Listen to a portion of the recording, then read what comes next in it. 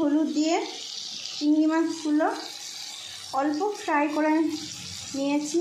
এই চিংড়ি মাছ দিয়ে রান্না করব পেঁয়াজ পাতা দিয়ে পকোড়া।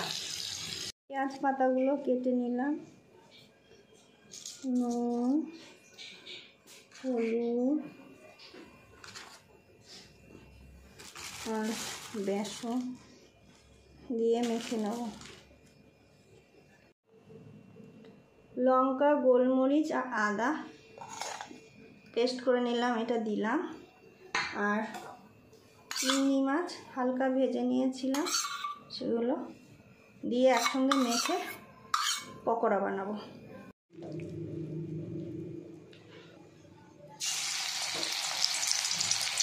এবার একটা চ্যাপটা চ্যাপটা শেপ করে বানিয়ে নিলাম পকোড়াগুলো।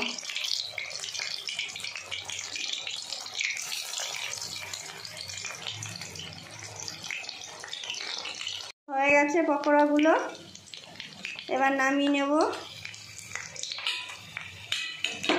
তোমাদের যদি ভালো লাগে লাইক করবে, কমেন্ট করবে আর শেয়ার করবে।